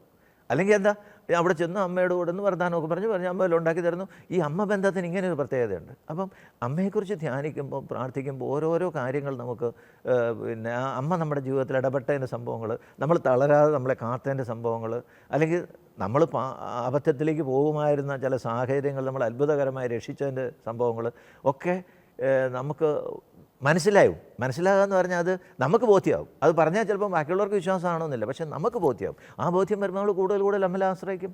നമ്മൾ അമ്മ പറഞ്ഞിരിക്കുന്ന ചില കാര്യങ്ങളൊക്കെ ജപമാല ചൊല്ലി പ്രാർത്ഥിക്കും, അല്ലെ ഉത്തരയും ധരിച്ചുകൊണ്ട് ഇരിക്കും. ഉത്തരീയത്തെക്കുറിച്ചൊക്കെ പണ്ട് വണക്കവാസ പുസ്തകത്തിൽ പറഞ്ഞിരിക്കുന്ന കഥകളൊക്കെ കേട്ട് ഞാനും എൻ്റെ അനിയനും കൂടെ പരിഹസിച്ചിരിച്ചിട്ടുണ്ട്. പക്ഷേ പിന്നീട് അത്തരം സംഭവങ്ങൾ കേരളത്തിൽ നമ്മുടെ നാട്ടിൽ നടന്നതിനെക്കുറിച്ച് വായിച്ചപ്പോൾ എൻ്റെ ചങ്ക് പൊട്ടിപ്പോയിട്ടുണ്ട്. അപ്പോൾ ഇങ്ങനെ അമ്മ തരുന്ന സംരക്ഷണത്തെക്കുറിച്ചും കരുതലിനെക്കുറിച്ചുമൊക്കെ ഉള്ള ഒരു തിരിച്ചറിവ്, അമ്മയോടുള്ള ഒരു അതൊരു നമ്മുടെ ഒരു വലിയൊരു നേട്ടമാണ്. അതായത് ഈശോ ഈ ലോകം വിട്ട് പോകുമ്പോൾ നമുക്ക് 3 സഹായികളെ ഈശോ തന്നത്. ഒന്ന് വിശുദ്ധ കുർബാന, ഞാനെന്നും നിങ്ങളോട് കൂടെ ഉണ്ടായിരുന്നു. രണ്ടാമത് ഈശോ പറഞ്ഞ പരിശുദ്ധാത്മാവിനെ. പക്ഷേ അമ്മ രഹസ്യം അവസാനം വരെ ഒരു രഹസ്യമായിട്ട് സൂക്ഷിച്ചു. കാൽവരി കുരിശ് വെച്ചാൽ പറഞ്ഞു ഇതാണ് എൻ്റെ അമ്മ. പിന്നെ ആ അമ്മയുടെ ആ സ്നേഹം അനുഭവിക്കണമെങ്കിൽ ആ മക്കളെ പോലെ യോഹന്നാനെ പോലെ അമ്മയെ സ്വീകരിക്കണം. ഇപ്പം മറിയത്തിൻ്റെ മാതൃത്വത്തിൻ്റെ ഒരു പ്രത്യേകത എന്താ? മക്കൾ സ്വീകരിക്കുന്ന അമ്മ. ഈ മറിയത്തിൻ്റെ ആദ്യത്തെ മകൻ ഈശോയാണ് അല്ലേ, മൂത്ത മകൻ ഈശോയാണ്. ഈശോ ആരാ? ദൈവമാണ്. ദൈവത്തിന് മാത്രം പറ്റുന്ന ഒരാൾ സ്വന്തം അമ്മയെ തിരഞ്ഞെടുക്കാൻ. ഈ ദൈവം ഈശോ മറിയത്തെ മകനായി സ്വീകരിച്ചു, അല്ല ഈശോ മറിയത്തെ അമ്മയായി സ്വീകരിച്ചു. അതും ഈശോയ്ക്ക് ദൈവത്തിന് മാത്രം പറ്റുന്നത്. പക്ഷേ നമുക്കും അതുപോലെ തന്നിട്ടുണ്ട്. മറിയത്തെ നിങ്ങളുടെ അമ്മയെ തന്നിരിക്കും, നിങ്ങൾക്ക് വേണേൽ സ്വീകരിക്കാം. സ്വീകരിക്കുന്നവർക്ക് അനുഭവം കിട്ടും. സ്വീകരിച്ചില്ലെങ്കിൽ അമ്മയുടെ സഹായം കിട്ടിയാലാത്തതുകൊണ്ടല്ല നമുക്ക് അനുഭവം മനസ്സിലാകില്ല. അതാണ് എൻ്റെ പ്രശ്നം. അപ്പം അമ്മയെക്കുറിച്ച് ധ്യാനിക്കുകയും പ്രാർത്ഥിക്കുകയും ഒക്കെ ചെയ്യുമ്പോൾ നമുക്ക് അനുഭവം കിട്ടും. അതൊക്കെ ജീവിതത്തിലെ ഒത്തിരി സംഭവങ്ങൾ തന്നെ നമുക്ക് പറയാനുണ്ടാവും. ഇങ്ങനെ പറഞ്ഞ ഇത് വിശദീകരിക്കുക. അങ്ങനെയുള്ള സംഭവങ്ങളിലൂടെ പരുവപ്പെട്ടവരുണ്ട്. ഞാൻ അമ്മയെക്കുറിച്ച് കൂടുതൽ പഠിക്കാൻ തുടങ്ങി, അമ്മ പ്രത്യക്ഷപ്പെട്ട സ്ഥലങ്ങളെക്കുറിച്ച് പഠിക്കാൻ തുടങ്ങി. അപ്പോൾ എന്നെ അത്ഭുതപ്പെടുത്തിയിരിക്കുന്ന ഒരു സംഭവം, കാൽവരി മുതൽ ഇന്ന് വരെ നമ്മുടെ കൂടെ ഒരു നിഴലായിട്ട് അമ്മ ഇങ്ങനെ നടക്കുകയാണ്. പലപ്പോഴും നമുക്ക് കാണാൻ പറ്റിയല്ലായിരിക്കും. ഈ 1980 നിക്കാരഗ്വായിലെ കുവപ്പ എന്ന് പറയുന്ന സ്ഥലത്ത് ബെർണാഡോ എന്ന് പറയുന്ന ഒരാൾക്ക് മാതാവ് പ്രത്യക്ഷപ്പെട്ടു. അപ്പോൾ ഒരു ഒക്ടോബർ 1980 ഒക്ടോബർ 13 അമ്മ പറഞ്ഞു, ഇനി ഞാൻ എന്നെ കാണാൻ വരികയില്ല. ഇവൻ ഭയങ്കരമായിട്ട് കരഞ്ഞു, അമ്മ എന്നെ വിട്ടിട്ട് പോകല്ലേ. അപ്പോൾ പറഞ്ഞു, എനിക്ക് നിന്നെ വിട്ടിട്ട് പോകാൻ പറ്റിയല്ല, പക്ഷേ ഞാൻ അദൃശ്യമായി നിൻ്റെ കൂടെ ഉണ്ടായിരിക്കും. അപ്പം നമ്മൾ ഈ ജീവിതത്തിലുടനീളം നമ്മൾ കാണുന്നത് അദൃശ്യമായി നമ്മുടെ കൂടെ നമ്മളെ നയിക്കുന്ന ഒരു അമ്മയെ നമ്മൾ അനുഭവിക്കും. ഇത് ശരിക്കും പറഞ്ഞാൽ മരിയഭക്തി എന്ന് പറഞ്ഞൊരു അനുഭവമാണ്. അമ്മ എന്നെ സ്നേഹിക്കുന്നു എന്നുള്ള തിരിച്ചറിവാണത്. അതാണ് എനിക്ക് കിട്ടിയിട്ടുണ്ടെന്നാണ് എൻ്റെ വിശ്വാസം. പക്ഷേ അതുകൊണ്ട് ഞാൻ മാതാവിനോട് അങ്ങേറ്റം വിശ്വസ്തരാണെന്നോ അല്ലെങ്കിൽ വലിയ വിശുദ്ധരെ പോലെയൊക്കെ ജീവിക്കുന്നുണ്ടെന്നോ ഒന്നുമല്ല. പക്ഷേ എനിക്കിങ്ങനെ ഒരു ബോധ്യം എന്താ പരിശുദ്ധാത്മാ വന്നിട്ടുണ്ട്. മറിയം നിന്നെ സ്നേഹിക്കുന്നു, നിനക്ക് വേണ്ടി ഇടപെടുന്നു ജീവിതത്തിൽ. അത് എനിക്ക് കുറേ സംഭവങ്ങൾ എൻ്റെ ജീവിതത്തിൽ എനിക്ക് എടുത്തു പറയാവുന്ന സംഭവങ്ങൾ. ഞാൻ തകർന്നു പോകുന്ന വിഷയങ്ങൾ അമ്മയെന്ന് വിളിച്ച അവസരത്തിലൊക്കെ വിസ്മയകരമായി ഇടപെട്ട് എനിക്ക് രക്ഷ തന്നിട്ടുള്ള അനുഭവങ്ങളുണ്ട്. അത് ജീവിതത്തിലെ എൻ്റെ ഭാര്യയ്ക്ക് ഒരു ഹാർട്ടിന് പിന്നെ ഒരു രോഗം കൂടുതലായി, ശ്രീധരയൊക്കെ ഉണ്ട്, അവിടെ സീറ്റില്ലെന്ന് പറഞ്ഞു. നമ്മളന്ന് തിരുവനന്തപുരത്തെ ഒരു വലിയ പത്രപ്രവർത്തനമാണ്, നമുക്ക് സർക്കാർ തലത്തിലൊക്കെ സംവിധാനമുണ്ട്. അവിടെ ശ്രീധര അതൊന്നും ബാധകമല്ല എന്ന് പറയുന്നു. അങ്ങനെ വരുമ്പോൾ ഞാൻ എന്താ ചെയ്യാൻ? ആരാ നമ്മളെ സഹായിക്കാൻ? ആരുമില്ല. നമ്മുടെ പോക്കറ്റിൽ കിടക്കുന്ന കൊന്തയെ പിടിച്ച് മാതാവിയെ പക്ഷേ ഞാനിങ്ങനെ നോക്കിക്കൊണ്ടിരിക്കുന്ന ഇത് എന്നെ വിഷമിച്ചിരിക്കുന്നുണ്ടായിരിക്കും. മാനുഷികമായിട്ട് പറഞ്ഞു, ഡോക്ടറോടനെ അടുത്ത ഡോക്ടറോട് പറഞ്ഞു, ഏതെങ്കിലും സീറ്റുണ്ടോ, ബെഡുണ്ടോ എന്ന് നോക്കിക്കാടും ഒന്ന്, you just enquire whether is some vacancy. അപ്പോൾ സാധാരണ ഈ ശ്രീധറിൽ അങ്ങനെ വേക്കൻസി ഇല്ല, കാരണം അഡ്മിറ്റാണ്. അപ്പം പുള്ളി ഉടനെ ആ ജൂനിയർ ഡോക്ടർ ഉടനെ എൻക്വയറി വിളിച്ച് ചോദിച്ചപ്പോൾ പറഞ്ഞു, നോ വേക്കൻസി ടുഡേ എന്ന് പറഞ്ഞു. അപ്പോൾ പുള്ളി പറഞ്ഞ സീനിയർ ഡോക്ടറിനെ ഇച്ചിരി ഗൗരവത്തിൽ പറഞ്ഞു, ഞാനതല്ലല്ലോ പറഞ്ഞു, you go to the ward and find out whether there is a vacancy. അതായത് എന്ന് ചോദിച്ചാൽ ശ്രീധറിൽ ഒരു പ്രത്യേക സാഹചര്യമുണ്ട്. അത് ഒരു ആൻജിയോഗ്രാം ഒക്കെ കഴിഞ്ഞിട്ട് അന്ന് പ്രശ്നമൊന്നുമില്ല, ചിലർ അന്ന് പറഞ്ഞു വിടും. അവരെ നാളത്തെ ലിസ്റ്റിൽ ഇടുകയുള്ളൂ. ആ വേക്കൻസി നാളെ റിപ്പോർട്ട് ചെയ്യുള്ളൂ. അങ്ങനെയുള്ള വേക്കൻസികൾ വന്നിട്ടുണ്ടെന്ന്. അപ്പോൾ ഇദ്ദേഹം ചെന്നപ്പോൾ there was A vacancy and I believe അതെൻ്റെ അമ്മ എനിക്ക് വേണ്ടി ക്രമീകരിച്ചതാണ്. അപ്പം അങ്ങനെയുള്ള ജീവിതത്തിലെ അനുഭവം. അപ്പം നമ്മളിങ്ങനെ പുറകോട്ട് ജീവിതത്തിൻ്റെ ഓരോ അനുഭവങ്ങളിലൂടെ ചിന്തിച്ച് നോക്കുമ്പം നമുക്കിങ്ങനെ അതൊരു വിശ്വാസമാണ് അല്ലേ. അപ്പം അങ്ങനെയല്ല, എന്നാൽ അവിടെ വേക്കൻസി ഒന്നും വേറെ അത് എനിക്കതിന് തർക്കിച്ച് ജയിക്കാൻ പറ്റത്തില്ല. പക്ഷേ ദാറ്റ്സ് മൈ ഫെയ്ത്ത്. അത് നോബഡി ക്യാൻ ചേഞ്ച് ദാറ്റ്. അതെൻ്റെ വിശ്വാസമാണ്. ഇപ്പോൾ എൻ്റെ മക്കൾ പോലും അത് വിശ്വസിക്കണമെന്ന് നിർബന്ധമല്ല. അതൊക്കെ അങ്ങനെ സംഭവിച്ചു എന്നാണ് അങ്ങനെ പറയുമെന്നല്ല ഞാൻ പറഞ്ഞ എൻ്റെ മക്കളെക്കുറിച്ച്. പക്ഷേ എനിക്കതെൻ്റെ ബോധ്യമാണ്. എന്നെ കരുതിയ ഒരു അമ്മ എൻ്റെ കൂടെ ഉണ്ട് എപ്പോഴും. ഇപ്പം ഞാനൊരു ഇതുപോലെ ഇപ്പോൾ ഒരു ഇൻ്റർവ്യൂവിന് വരുമ്പോഴാണേലും ഞാൻ ആദ്യം അമ്മയോട് ഇവിടെ ഒന്ന് നോക്കാനാണ് പറയാം. അപ്പം അമ്മയുടെ അദൃശ്യമായൊരു സാന്നിധ്യം ഇവിടെ ഉണ്ടാവും. ദാറ്റ്സ് മൈ ഫെയ്ത്ത്, എൻ്റെ വിശ്വാസമാണ്. അപ്പം അദ്ദേഹം പോലും വിശ്വസിക്കണമെന്നില്ല, പക്ഷേ എനിക്കത് എക്സ്പീരിയൻസാണ്. സാർ, അങ്ങയുടെ മരിയ ഭക്തിയെക്കുറിച്ച് വളരെ ചുരുങ്ങിയ സമയത്തിൽ അങ്ങ് പങ്കുവെച്ചെങ്കിലും ഒരു മരിയൻ ധ്യാനത്തിലൂടെ പങ്കെടുക്കുന്ന ഒരു അനുഭവമാണ് തീർച്ചയായും പ്രേക്ഷകർക്കുണ്ടായത്. മറ്റൊരു കാര്യം സാർ, ഡിവൈൻ ധ്യാന കേന്ദ്രവുമായി പ്രത്യേകിച്ച് പനക്കലച്ചനുമായും നായ്ക്കമ്പറമ്പിലച്ചനുമായും അങ്ങേക്ക് ഒരു ആത്മബന്ധം തന്നെയുണ്ട്. അതേപ്പറ്റി അങ്ങൊന്ന് പങ്കുവയ്ക്കാമോ? ഡിവൈൻ എന്ന് പറയുന്നത് ദൈവം നമുക്ക് തന്ന ഒരു ദാനമാണ്. ഡിവൈൻ എന്ന് പറയുന്നത് അതിനകത്ത് ഈ കേരളത്തിൽ ഒരുപക്ഷെ ഒരു 70കളിൽ ഉണ്ടായ ഒരു വചനദാഹം, ആ ദാഹം കത്തിച്ചുയർത്താൻ ദൈവം നമുക്ക് വേണ്ടി തന്ന 2 മഹാദീപ സ്തംഭങ്ങളാണ് നായ്ക്കമ്പറമ്പിലച്ചനും പനക്കലച്ചനും. അവരെ തുടർന്ന് കൊച്ചുമാത്യച്ചൻ വന്നു, വല്ലൂരാനച്ചൻ വന്നു, കൊച്ചുമാത്യച്ചൻ വന്നു, തടത്തിലച്ചൻ വന്നു. കേരളത്തെ ഇളക്കി മറിക്കുന്ന എത്രയോ സുവിശേഷകർ അവിടെ വന്നു. നമുക്ക് എപ്പോഴും ഒരു ആർക്കെങ്കിലും ഒരു പ്രശ്നം ഉണ്ടെങ്കിൽ നിങ്ങൾ ഒരാഴ്ച ധ്യാനം കൂടാതെ നമുക്ക് വിടാൻ പറ്റിയ ഒരു ധ്യാന കേന്ദ്രം ഡിവൈൻ മാത്രമേ ഉള്ളൂ. അല്ലേ? അല്ല, നമുക്ക് ഒത്തിരി ധ്യാനകേന്ദ്രങ്ങളുണ്ട്. പക്ഷേ നമുക്ക് ഈ പനക്കലച്ചൻ്റെ ഒരു എല്ലാവരെയും സ്വീകരിക്കുന്ന ഒരു സർവം ആശ്ലേഷിയായ ഒരു മനോഭാവമൊക്കെ. പിന്നെ പനക്കലച്ചനും ഒക്കെ ആയിട്ട് നമ്മൾ അടുത്ത് ബന്ധപ്പെടുമ്പോൾ, അല്ലെങ്കിൽ നായിക്കമറമ്പിലച്ചനൊക്കെ അടുത്ത് ബന്ധപ്പെടുമ്പം അവർക്കൊക്കെ കിട്ടിയിരിക്കുന്ന ദൈവാനുഭവം. ഒരു സംഭവം ഞാൻ പറയാം. പനക്കലച്ചൻ പിന്നെ ഒരിക്കൽ എന്നോട് സംസാരിച്ച, പനക്കലച്ചൻ്റെ അടുത്ത് ഒരു പെൺകുട്ടിയെ കൊണ്ട് വീട്ടുകാർ വന്നു. അത് അവളൊരു തെറ്റായ ബന്ധത്തിലാണ്. അപ്പോൾ അവൾ വീട്ടുകാർ പറഞ്ഞു അവൾ വീട്ടുകാരോട് പറഞ്ഞു എനിക്ക് മറക്കാൻ പറ്റില്ല. വീട്ടുകാർ പറയുന്നത് നിനക്ക് മറക്കാൻ പറ്റില്ലെന്ന് എന്ത് മണ്ടത്തരടിയെ തല്ലാനും അടിക്കാനൊക്കെ തുടങ്ങുന്നത്. കാരണം അവർ നോക്കുമ്പോൾ യുക്തിപരമായിട്ടൊരു കാര്യമില്ല, ഈ ചെറുക്കൻ വലിയ കൊള്ളാതിരുതാത്തനാണ്, അങ്ങനെ പല കാരണങ്ങളുണ്ട്. ഇവർ പറഞ്ഞിട്ടൊന്നും കേൾക്കുന്നില്ല. അപ്പോൾ പിന്നെ ഇവർ അച്ഛൻ്റെ അടുത്ത് കൊണ്ടുവന്നു. അപ്പോൾ അച്ഛൻ്റെ അടുത്ത് കൊണ്ടുവന്ന് അച്ഛനെ അറിയുന്നവരാ കൊണ്ടുവന്ന് മുറിയിരുത്തി അച്ഛൻ സംസാരിക്കാൻ പറഞ്ഞപ്പോൾ എന്തെങ്കിലും സംസാരിക്കണ്ടെന്ന് കരുതി അച്ഛൻ സംസാരിച്ചു തുടങ്ങി. എങ്ങനെയാണെന്ന് അച്ഛൻ പറഞ്ഞ്, എടി നീ ഈ പറയുന്ന ചെറുക്കൻ എങ്ങനെയാണ്, സുന്ദരനൊക്കെയാണോ? അപ്പോൾ അതിന് ഞാൻ കണ്ടിട്ടില്ലല്ലോ അച്ഛാ. പക്ഷേ അച്ഛൻ ചോദിച്ചു എങ്ങനെയടി കാണാതെ പ്രണയോ? അതേ അച്ഛൻ മിണ്ടി പ്രണയത്തിലായതാണ്. മിണ്ടി പ്രണയം. അതെ, എൻ്റെ ഒരു ഫോണിലൊരു മിസ് കോൾ വന്നു, ഞാൻ സംസാരിച്ചു, അയാൾ സംസാരിച്ചു, അങ്ങനെ ഞങ്ങൾ അങ്ങോട്ട് മിണ്ടി പ്രണയത്തിലായി. അത് കൊള്ളാമല്ലോടി. എന്നിട്ട് ആദ്യം അവൾ തുടങ്ങുന്നത് തന്നെ പിന്നെ ഇങ്ങനെയാണ്, എനിക്ക് അയാളെ മറക്കാൻ പറ്റും. നിനക്ക് അയാളെ മറക്കാൻ പറ്റിയെന്ന് എനിക്കറിയാം. അപ്പോൾ അവൾ പറഞ്ഞു ശരിയാ, അച്ഛൻ ഇത്രയും കാലം ഞാൻ സംസാരിച്ചാൽ വിവരമുള്ളൂ അച്ഛൻ മാത്രമേ ഉള്ളൂ. അതായത് എല്ലാവരും എനിക്ക് മറക്കാൻ പറ്റുമെന്ന് പറഞ്ഞാൽ അച്ഛൻ മാത്രം എന്നെ മനസ്സിലാക്കി. അവിടെ വലിയ ഓപ്പണിങ്ങാണ്, പരിശുദ്ധാത്മാവിൻ്റെ ഒരു അഭിഷേകമാണ്. അത് കഴിഞ്ഞിട്ട് ഇങ്ങനെ പറഞ്ഞു മിണ്ടി പ്രണയത്തിലായി. അച്ഛൻ ചോദിച്ചു അങ്ങനെ അങ്ങനെ അങ്ങോട്ട് പറഞ്ഞു ഇങ്ങോട്ട് പറഞ്ഞു, മിണ്ടി പ്രണയത്തിലായി. അപ്പോൾ പിന്നീട് അച്ഛൻ അവളോട് കുറേ നേരം ഇങ്ങനെ സംസാരിച്ചു. അങ്ങനെ സംസാരിച്ച് വന്നപ്പോൾ ആ ബന്ധം തെറ്റാണെന്ന് അവളെ ബോധ്യപ്പെടുത്താൻ അച്ഛൻ സാധിച്ചു. അല്ലെങ്കിൽ അതൊരു മോശമാണെന്നുള്ളത്, മോശമായ ഒരു കാര്യം ചെയ്താൽ നമുക്ക് എന്താ മാർഗം അച്ഛൻ ചോദിച്ചു. അച്ഛൻ പറഞ്ഞു അത് നമ്മൾ കുമ്പസാരിക്കണം, അല്ലേ? നമ്മളൊരു തെറ്റ് ചെയ്താൽ നമുക്ക് ബോധ്യമുണ്ടെങ്കിൽ, ഒരു പാവബോധം ഉണ്ടെങ്കിൽ നമ്മൾ കുമ്പസാരിക്കണം. നീ ഒന്ന് കുമ്പസാരിക്കും, നിനക്ക് തെറ്റാന്ന് തോന്നിയൊരു കുമ്പസാരിച്ച് കഴിഞ്ഞ് ഒരു കർത്താവ് എനിക്കൊരു തെറ്റ് പറ്റിപ്പോയി. അപ്പോൾ ആ ബന്ധത്തിന് ഇച്ചിരിയും കൂടെ അടുത്ത പിന്നെ കണ്ടിട്ടില്ല എന്ന് പറഞ്ഞതിന് അപ്പുറത്തേക്കൊക്കെ കടന്നുപോയൊരു സത്യങ്ങളുണ്ട് അതിന് പറയും. കുമ്പസാരിക്കാൻ പറഞ്ഞു, അവൾക്ക് പാവബോധം തോന്നി കഴിഞ്ഞ് അച്ഛൻ അവളോട് പറഞ്ഞു, മോളെ നിനക്ക് എന്താണെന്ന് വെച്ചാൽ നിനക്ക് ഇനി അവനെ മറക്കാൻ പറ്റില്ല, പക്ഷേ ഈശോയ്ക്ക് നിനക്കൊരു പുതിയ ശരീരം തരാൻ പറ്റും. വിശുദ്ധ കുർബാനയ്ക്ക് അങ്ങനെ ഒരു ശക്തിയുണ്ട്. അപ്പോൾ വിശുദ്ധ കുർബാനയെക്കുറിച്ചൊക്കെ ഉള്ള എത്ര പവർഫുൾ ക്ലാസ്സായത് ഒരു ഇതിനകത്ത് നോക്കുമ്പോൾ. അപ്പോൾ അങ്ങനെ ഒരു ശക്തിയുണ്ട്. നീ ആഗ്രഹിക്കുന്നുണ്ടെങ്കിൽ, തെറ്റാന്ന് തോന്നിയെങ്കിൽ, അത് രക്ഷപ്പെടണമെന്ന് തോന്നിയെങ്കിൽ നീ ഈശോയോട് പ്രാർത്ഥിക്കുക. അത് കഴിഞ്ഞിട്ട് അച്ഛനോട് പറഞ്ഞൊരു സംഭവം ഇതാണ്. അച്ഛൻ പിന്നെ ഇരുന്നാലോചിച്ച് മിണ്ടി പ്രണയത്തിലാകുക, അതൊരു നല്ല രീതിയാണല്ലോ. അച്ഛൻ പറഞ്ഞു പിറ്റേ ആഴ്ചയിൽ യൂത്തിനൊരു ക്ലാസ് ഉണ്ടായിരുന്നു. യൂത്തിന് ക്ലാസ് എടുക്കാനായിട്ട് അച്ഛൻ ചെന്നു. അച്ഛൻ പറഞ്ഞു നിങ്ങളൊക്കെ പ്രണയിക്കാനൊക്കെ താല്പര്യമുള്ളവർ, അതെ, ആ പ്രണയം എങ്ങനെ ഉണ്ടാകുന്നറിയോ? മിണ്ടി പ്രണയത്തിലാണ്. എന്നിട്ട് അച്ഛൻ പറഞ്ഞു ഇങ്ങനെ ഈശോയോടും പ്രണയത്തിലാകാം. അപ്പോൾ ഇവർ ഇങ്ങനെ അച്ഛൻ പറഞ്ഞ ഉടനെ അത് കേട്ടിരുന്നു. എന്താ ചെയ്യണേ?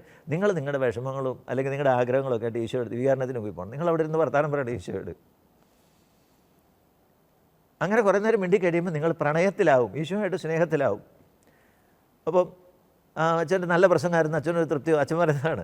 അങ്ങനെ അത് കഴിഞ്ഞ് അച്ഛൻ ഇങ്ങനെ ഇറങ്ങി വന്നു, പൊരുത്തം പറയുക ഒരു ബിരുദം ചെറുക്കൻ പുറകെ വന്നിട്ട് അച്ഛൻ പറഞ്ഞു അച്ഛൻ്റെ ക്ലാസ്സൊക്കെ നല്ല, അതായത് ആ മിണ്ടി പ്രണയത്തിലാകുക എന്ന് പറയുന്ന ഒരു പ്രാക്ടിക്കലാണ്. പക്ഷേ അതിനകത്തൊരു പ്രശ്നമുണ്ട്. ഞാൻ അവളെ ഫോണിൽ വിളിക്കുമ്പോൾ അവളിങ്ങോട്ട് വല്ലതും പറയും, ഞാൻ ഈ ദിവകാരണത്തിന് മുമ്പിൽ പോയിരുന്ന വല്ലതും പറയും അച്ഛനോട്, ഇങ്ങോട്ടൊന്നും കേൾക്കാതെ എങ്ങനെയാണ് പ്രണയത്തിലാകുന്നത്? എടാ നീ പറഞ്ഞത് നീയാണ് മിടുക്കൻ, നീ ഒരു നല്ല ചോദ്യമാണ് ചോദിച്ചത്. എടാ മാനെ, നീ മാത്രമല്ല ഇനി ലോകത്ത് വരാനിരിക്കുന്ന നിന്നെപ്പോലെയുള്ളവർക്കെല്ലാം ഉള്ള പ്രശ്നങ്ങൾക്ക് ഉത്തരം ഈശോ ഒരു പുസ്തകത്തിൽ എഴുതി വെച്ചിട്ടുണ്ട്. നീ കുറേ നേരം ഈ പുസ്തകം വായിച്ചതിന് ശേഷം നിൻ്റെ പ്രശ്നങ്ങൾ പറഞ്ഞാൽ ഈ പുസ്തകം എടുത്ത് വായിക്കണം. പുസ്തകം എടുത്ത് വായിക്കുമ്പോൾ നിനക്ക് ഉത്തരം കിട്ടും. എത്ര പ്രായോഗികമായിട്ട് വിശുദ്ധ ഗ്രന്ഥത്തിൻ്റെ ശക്തിയെക്കുറിച്ച് ഒക്കെ പറഞ്ഞു കൊടുക്കാനുള്ള ജ്ഞാനയും അച്ഛന് കിട്ടി. നായിക്കമറമ്പിലച്ഛനെ കുറിച്ച് ഒത്തിരി സംഭവങ്ങൾ, ഈ പനക്കലച്ചൻ്റെ നായിക്കമറമ്പിലച്ഛനെ കുറിച്ച് പറഞ്ഞൊരു സംഭവം പറയാം. ഒരു ദിവസം പനക്കലച്ചൻ എൻ്റെ മുറിയിൽ ചങ്ങനാശ്ശേരി എന്നൊരു വീട്ടുകാർ വന്നു. ചങ്ങനാശ്ശേരി എന്ന് വന്ന വീട്ടുകാർ അവരുടെ പ്രശ്നം അവരുടെ വീട്ടിലൊരാൾ ചെന്നിട്ട് അവരുടെ വീട്ടിൽ നടന്ന കുറേ ദുരന്തങ്ങൾ അവരോട് പറഞ്ഞു. സമീപകാലത്തൊക്കെ നടന്ന കുറേ ദുരന്തങ്ങൾ അവരോട് പറഞ്ഞു. എന്നിട്ട് പറഞ്ഞു, ഇനിയും വലിയ ദുരന്തം വരാനിരിക്കുന്നു, ഈ വീട് പൊളിച്ചു കളയണം. ഇത്രയും അടയാളങ്ങൾ ഈ മനുഷ്യനെ അവരറിയല, ആ നാട്ടുകാരനല്ല എന്നാണ് പറയുന്നത്. അയാൾ ഇങ്ങനെയൊക്കെ പറഞ്ഞു. അവരാകെ പരിഭ്രാന്തരായി. അപ്പം പനക്കലച്ചനെ കാണാൻ വന്നു. പനക്കലച്ചനെ കാണാൻ വന്ന് ഈ സംഭവം എല്ലാം പറഞ്ഞു. അപ്പോൾ പനക്കലച്ചൻ ഇങ്ങനെ സംസാരിച്ചുകൊണ്ടിരിക്കുമ്പോൾ പിന്നെ ഇവരെ അച്ഛൻ പറഞ്ഞത്, നമ്മൾ എന്ത് പറഞ്ഞാലും സാധാരണ എന്ത് പറഞ്ഞാലും ഒരു എക്സ്ട്രാ ഓർഡിനറി, അതൊരു അസാധാരണമായ ദൈവിക ഇടപെടലിനെ കുറിച്ച് ഒരു ബോധ്യം കിട്ടാതെ ഇവർക്ക് ഞാൻ പറയുന്നൊന്നും മനസ്സിലാകത്തില്ല. അപ്പോൾ അങ്ങനെ ഒരു സംഭവം വേണം. അപ്പം അച്ഛൻ ഇങ്ങനെ ഇരിക്കുമ്പോൾ നായിക്കമ്പറമ്പിലച്ഛൻ അന്ന് കോട്ടയം ആശ്രമത്തിലാണ്, ഡിവൈനിലല്ല, നായിക്കമ്പറമ്പിലച്ഛൻ മുറിയിലേക്ക് കയറി ചെന്നു. നായിക്കമ്പറമ്പിലച്ഛൻ മുറിയിലേക്ക് കയറി ചെന്നപ്പോൾ നായിക്കമ്പറമ്പിലച്ഛൻ എവിടെയോ പോകാനായിട്ട് പനക്കലച്ചനെ വിളിക്കാൻ ചെന്നാൽ, പനക്കൽ പോയിരുന്നോന്ന് ചോദിച്ചോണ്ട് ചെന്നാൽ. അപ്പോൾ പറഞ്ഞാൽ എനിക്ക് വരണമെന്നുണ്ട്, പക്ഷേ ഇവരിങ്ങനെ ഒരു പ്രശ്നമായിട്ട് വന്നിരിക്കുക, അവർക്ക് എന്തെങ്കിലും ഒരു പരിഹാരം പറഞ്ഞു കൊടുക്കാതെ ഞാനിങ്ങനെയാണ് വരുന്നത് എന്ന് പറഞ്ഞു. അപ്പോൾ അച്ഛൻ പറഞ്ഞു, അത് നിയമാവർത്തനം 23, ഞാൻ പറയുന്ന റെഫറൻസ് തെറ്റിപ്പോകും കാരണം കൃത്യം ഞാൻ ഓർക്കുന്നില്ല, നിയമാവർത്തനം ഇത്ര ഇതിലുണ്ടെന്ന് പറഞ്ഞു, അത് വായിച്ചു കൊടുത്താൽ മതി, അവർക്ക് മനസ്സിലാകും. അപ്പം ഉടനെ അച്ഛൻ ആ പുസ്തകം എടുത്തു, നിയമാവർത്തനം തുറന്നു പറയുന്നതാണ്, ഇനി അഥവാ ഒരു ഭാവി വിശകലനക്കാരനോ ഒരു പ്രവാചകനോ വന്ന് ഞാൻ പറയുന്നതിനെതിരായി എന്തെങ്കിലും പറഞ്ഞാലും നിങ്ങളത് വിശ്വസിക്കരുത്. നിങ്ങളുടെ ദൈവം നിങ്ങളെ പരീക്ഷിക്കുകയാണ്. ഒന്ന് കേട്ടു നോക്കണം. ഈ വചനം കേട്ടതോടെ അവർക്ക് എല്ലാ വിഷമവും മാറി. അല്ലെങ്കിൽ മറ്റേ ആൾ വന്ന് പറഞ്ഞാലേ ഇതെല്ലാം. നിങ്ങൾ ദൈവത്തെ വിശ്വസിക്കുക, ഈശോയെ വിശ്വസിക്കുക, നിങ്ങൾ വീടൊന്നും പൊളിച്ച് പണിയണ്ട, ദൈവം നിങ്ങൾ അപേക്ഷിക്കുകയല്ല. പനക്കലച്ചൻ നായിക്കമ്പറമ്പിലച്ഛൻ പറഞ്ഞ വചനം വായിച്ചു കൊടുത്തു. അവർക്ക് വിഷമം തീർന്നു, അവർ സ്തുതിയല്ലി, അച്ഛനും പനക്കലച്ചനും കൂടി ഇവിടെ പോയി. ഇവരൊക്കെ നമ്മുടെ സഭയ്ക്ക് വേണ്ടി ചെയ്തിരിക്കുന്ന ശുശ്രൂഷകൾ, അറിയപ്പെടാതെ ചെയ്തിരിക്കുന്ന ശുശ്രൂഷ, ഇത്ര കുടുംബങ്ങളെ. ഞാൻ വേറൊരു സംഭവം പറയാം. പനക്കലച്ചൻ പറഞ്ഞൊരു സംഭവമാണ്. ഇന്നത്തെ ഒരു യൂത്തിൻ്റെ ഒരു ഒരു ഒരു ഒരു ചെറുക്കനും പെണ്ണും കൂടെ ഓഫീസിൽ നിന്ന് വന്നപ്പോൾ ഭാര്യ എന്തോ ഇയാൾക്ക് തൃപ്തിയില്ല പറഞ്ഞു, അരിശം വന്ന് അയാളെ അവക്കിട്ടൊരു അടി കൊടുത്തു. ചെയ്തത് തെറ്റാണ്. അപ്പം പക്ഷേ അടിച്ചപ്പോൾ കഴിഞ്ഞപ്പോൾ ഇയാൾക്കും തോന്നി തെറ്റിപ്പോയല്ലോ എന്ന് തോന്നി. അനുരഞ്ജനം പടം ചെന്നിട്ട് ഇവൾ എന്ത് ചെയ്താൽ അമ്പനും മില്ലിനും അടിക്കുകയല്ല. അപ്പം ആദ്യം പറഞ്ഞടി അറിയാതെ അടിച്ചു പോയതാണ്. അപ്പം അറിയാതെയാണോ മനുഷ്യനെ കയറി തല്ലുന്നത്, ശരിയല്ലേ? അപ്പം ഇയാൾ പറയുന്നതിനാലും അവൾ പറയുന്നത് ശരിയാണല്ലോ. കുറേ കഴിഞ്ഞപ്പോൾ അയാൾ പറഞ്ഞടി അറിയാതെ എന്ന് പറഞ്ഞാൽ ഈ പറഞ്ഞ പോലെ നിന്നെ തല്ലണമെന്ന് ഉദ്ദേശിച്ചല്ലേ, അന്നത്തെ ഒരു അരിശത്തിന് ഞാൻ തല്ലിപ്പോയി. അതെ, എന്നെ തല്ലിക്കൊന്നു വെച്ച് നിങ്ങൾക്ക് വേറൊരാളെ കെട്ടാനാണെന്ന് എനിക്കറിയാം. അപ്പോൾ ഇയാൾ വലിയ ബുദ്ധിമുട്ടില്ല. അപ്പോൾ പിന്നെ ഇവളോട് പറഞ്ഞ് രക്ഷപ്പെടാൻ ഇത് മാർഗ്ഗമില്ല. പിന്നെ അച്ഛൻ്റെ അടുത്ത് വന്ന് അച്ഛനെ അറിയുന്ന ആളാണ്. അച്ഛൻ എനിക്ക് ആളിൻ്റെ പേരൊന്നും പറഞ്ഞിട്ടില്ല. അപ്പം അറിയുന്ന ആളാണ്. ഈ അച്ഛൻ്റെ ഇങ്ങനെ അനുഭവങ്ങൾ കേട്ടിട്ട് നമ്മൾ അത്ഭുതപ്പെട്ടു. ഞാൻ പുസ്തകം എഴുതാണെന്ന് പറഞ്ഞിട്ട് അതൊന്നും വേണ്ടു എന്നാണ് പറയുന്നുണ്ട്. അപ്പോൾ ആ അച്ഛൻ വന്നിരുന്നിട്ട് ഇയാൾ വന്നിരുന്നു കാര്യങ്ങളൊക്കെ പറഞ്ഞപ്പോൾ അച്ഛൻ വളരെ കൂളായിട്ട് ചോദിച്ചു, എടാ നീ എങ്ങനെയാണ് നിൻ്റെ പെണ്ണ് കെട്ടിയേ?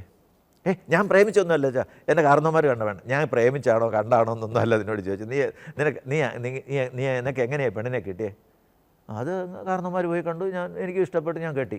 എടാ അങ്ങനെയൊന്നും അല്ല ഈ പെണ്ണിനെ കിട്ടിയത്. ഈ പെണ്ണിനെ നിനക്ക് ആരാ തന്നെന്നറിയാമോ? അപ്പോൾ ഒരു വിശ്വാസം കൊണ്ടാണല്ലോ എന്തോ ഇവൻ പറഞ്ഞ് തമ്പുരാനാ തന്നെ. തമ്പുരാനാ തന്നെ. എന്നിട്ട് അച്ഛനൊരു മേശപ്പുറത്തിരുന്ന ഒരു ഫ്ലവർ ഏതാണ്ട് ഒരു പേപ്പർ വെയിറ്റ് എൻ്റെ അടുത്ത്, ഇത് നിൻ്റെ ഇരിക്കട്ടെ, ഞാനിത് തന്നു, ഞാനിത് നിൻ്റെ കയ്യിലോട്ട് തരുമ്പം നീ അത് വലിച്ചൊരു ഏറ് കൊടുത്താൽ അത് പൊട്ടിപ്പോവാതിരിക്കുക ചേട്ടെ, എൻ്റെ ചങ്ക് വേദനയടിക്കല്ലെന്ന് ചോദിച്ചു.